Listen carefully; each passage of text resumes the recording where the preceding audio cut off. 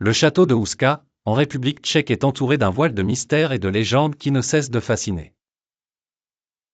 Construit entre 1270 et 1280 par le roi Ottokar II de Bohême, ce château diffère des constructions médiévales habituelles par son apparente inutilité stratégique et défensive.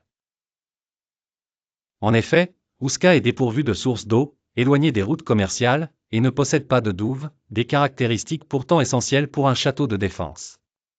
Au fil des siècles, le château a été utilisé comme résidence noble jusqu'au XVIIIe siècle.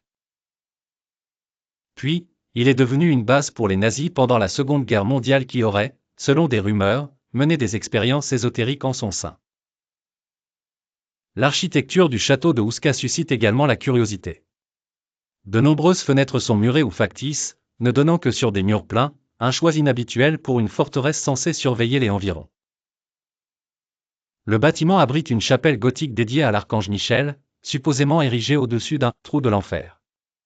Sa disposition intérieure défie la logique avec des escaliers menant à des murs et des pièces sans accès apparent.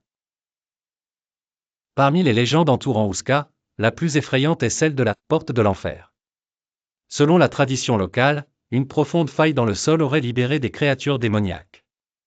Pour prouver la dangerosité de ce gouffre, des condamnés à mort auraient été descendus dedans. Le premier prisonnier remonté en serait ressorti fou, couvert de griffures, et serait mort peu après. Suite à cet incident, le roi aurait ordonné la construction du château pour sceller ce portail infernal. Les phénomènes paranormaux rapportés au château de Houska sont légion. De nombreux visiteurs ont mentionné des apparitions spectrales, telles que des moines sans visage et des créatures à moitié animales.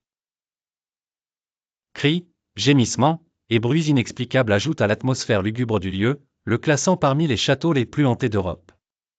Ainsi, le château de Houska demeure un sujet d'intérêt pour les passionnés d'histoire et de surnaturel.